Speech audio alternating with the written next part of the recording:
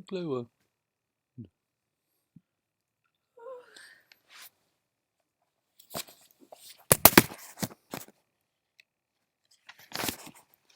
Civilizations. You warm enough? Yeah. Sure? Yeah. If you sit in front of there, you get a bit warm. How about brother? Okay. After the rebellion, there remained still a few human tribes who refused to participate in the rejection of their stellar spirits. In the sand around our council fires, we would depict each of the faithful tribes as a small circle. Around these keepers of the light circles, we would then draw one great circle to represent the Great Spirit who included us all. We knew ourselves as the Ongwe Honwe, which means the people true to reality. Due to our attunement to the original instructions of the Creator, and due as well to the energy amplification that we experienced through agreement among ourselves, earthly power was still very much in our hands. But some things cannot be coerced, and love for the truth is one of them. The cooperation of the egos had to be voluntary, or the human design would not work. Though we had the power to do so, eliminating the warrior tribes in some great battle, and thereby driving them from the earth, was not something we considered. Incarnate or disincarnate, the warrior tribes remained a part of us. Incarnate or disincarnate, we would continue to disrupt the emotional atmosphere of the collective consciousness that with them we shared. They would continue to disrupt.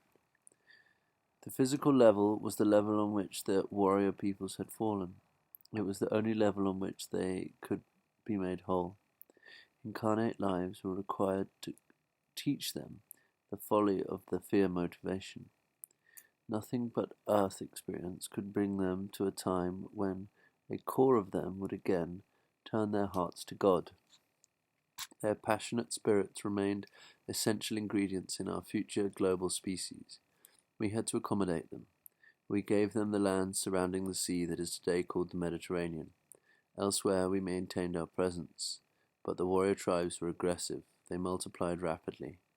Our way was to teach through patience and example, not through warfare and confrontation.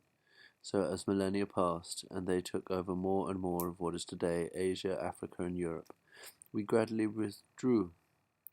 In the end, there were only 2 islands where we were able to maintain a constant presence into historical times. 2 islands, each an entire continent. Wild, uncivilized, as refreshing to us as the abundant fresh water that flowed living through their heartlands and rained amply upon their lush vegetation. Over these 2 continents we sustained a clear and protective vibrational field, which many tribes lived and prospered long after the rest of the human world had plunged into darkness and disorder. You of this present generation know little of what's transpired in these lands. There was no history, no written record. The people of the Verd tribes came and went off the face of the Americas without a single name being carved in stone, with no one stone head being raised in arrogance to look out over the sea, with not a single human bone left to note them in the mother's soil, for they ascended, these tribes, and left no remains. The Americas, continents without turbulence, few records, few ruined cities, of all the earth's lands, will remain incarnate here the longest. There's lots of old giant pyramids and stone cities in America, in North and South. After the rebellion, a certain amount of warrior energy had penetrated throughout all the fields of thought and emotion that surrounded the earth. But in the Americas, our continental auras filtered out the most turbulent of these influences. On those rare occasions when excessive fear motivation did find its way into the expression among our people, we would hold a meeting of the council. If the people were a danger to the sacred balance, they were asked to change their ways. If they refused, they were asked to leave. Those who left went willingly. They would not migrate back. They knew the decision of the council was fair and just. They knew that they had just They had chosen behavior that was vibrationally incompatible with our continental emphasis, and so they would depart, either by boat or by the great ice bridge to the north. Those who left America to settle in the other parts of the world knew why they were being banished. If they preserved birch bark or buffalo hide records or maintained an oral tradition, their descendants knew that a time would come when they would be invited to return, when what was broken would be made whole again, when what was lost would be found, and when what was forgotten would again be remembered. Those of us who remained in America came and went peacefully, honoring our spirit selves, finding our balance with nature, living in harmony with the seasons and with each other. We were peace-loving tribes. We were not perfect, but we did not make a controversy out of every meal. We learned how to fill our needs in harmony with the earth and her creatures. We honored the land on which we lived. We saw the animals as our sisters and brothers. The thrust of our creative interests was biological. We created fruit and vegetable foods, potatoes, corn, beans, peanuts, squash, melons, sweet potatoes, pumpkins, yams of many shapes and sizes. We created new life forms to interpret sound and light in new ways.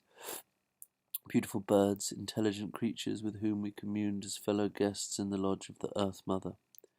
Our people knew spirits of the plants and animals as equals and friends. There was still trial and error among us, fine-tuning here and there, but we had the opportunity then to fine-tune. Most of the human egos in the Americas remained true. Through the spirits of gods were not fully incarnate in all. We were incarnate in many. We could keep the fear disease out of our islands as long as the human populations remained small, and collective human consciousness was not making itself felt on a planetary scale. However, the disease was part of our collective field of being, and the human populations, attuned to fear, grew rapidly in the millennia following the rebellion. The vibrational influence became stronger with each passing age. By about 2,500 years ago, humans had multiplied sufficiently to signal the distinct beginning of a global human consciousness, and not surprisingly, the fear influences were felt more often in our lands. Our continental auras were weakening. Seeds of discontent began to sprout. I was one of a small group who took on the task of monitoring the growing influence of the warrior energy in the thought fields that surrounded the earth. When I saw the seeds of fear motivation begin to twist and warp the seeds of the values of key Central South American tribes, I verified what I had sensed. I knew the Europeans would soon be coming to American shores. I knew that we were approaching the cycle of purification, and that soon, in less than 2 millennia, there would be a single human world. Our period of continental isolation was rapidly nearing an end. So I made the choice. I would go to the heart of the warrior stronghold. I would speak to them myself. My teaching would likely be rejected. I knew that, but I would leave planted among them the images and concepts that would soften and modify their pending invasion.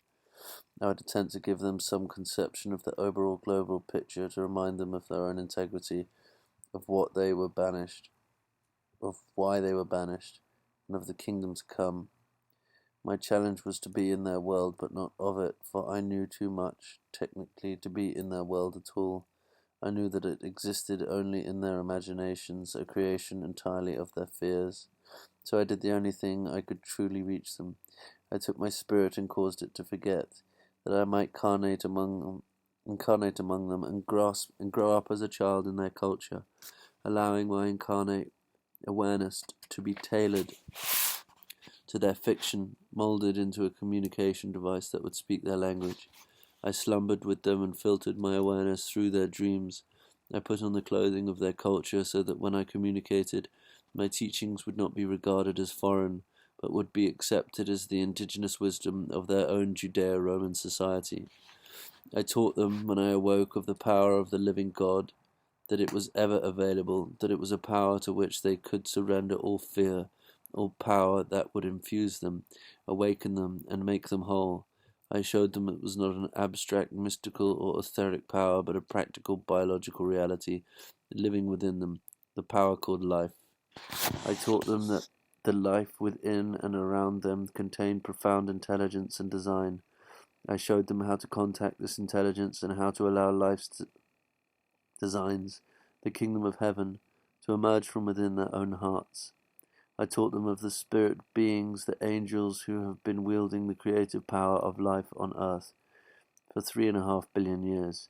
I explained to them how blending with the Holy Spirit of these beings would transform and revolutionize their lives, but they themselves had to invite spirit into their affairs.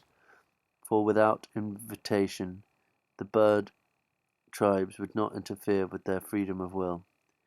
In my life, my teaching and my example, I made the point that human beings do not have to be controlled by their fears, that they could relax and surrender all their fears into the fire that burns eternally in the sacred heart of God, that they could align themselves with the eternal love, become one with the Creator, and live there in peace, in harmony with each other and with the benevolent universe.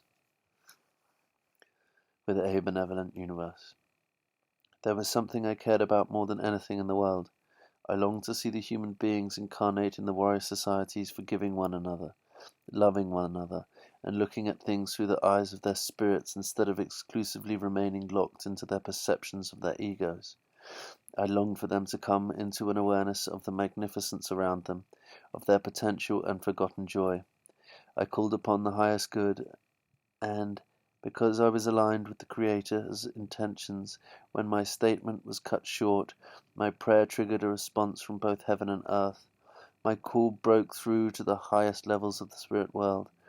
Others saw the spirit that I had perceived, and because it was a matter close to the heart of the Great Spirit, a context for healing, the most violent of the warrior tribes was, in that moment, conceived.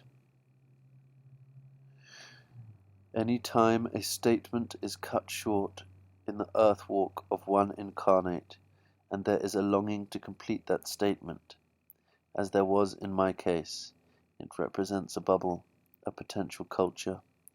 Like a yogurt culture or yeast culture, this one happened to become a new sort of human culture, complete with the manifestation of every positive as well as every negative potentiality. Christian civilization, something that invited each one to complete the life of the crucifixion, interrupted. Something that flew in the face of all odds. Something that took the fear-centered darkness of the Judean Roman world order and split it down the middle. There is an underside and an overside to what the unconscious centuries of Christian civilization have done. I know that well, for I and the other spirits of my light circle have monitored each of those centuries, incarnate for days or moments in the lives of key figures here and there, inspiring the bards with songs of innocence and experience. We have guided those who were open to us, musicians, children, and leaders when we could. Our historical behind-the-scenes presence has been obscured from human vision because historical people have no vision. They turn to their perception over others.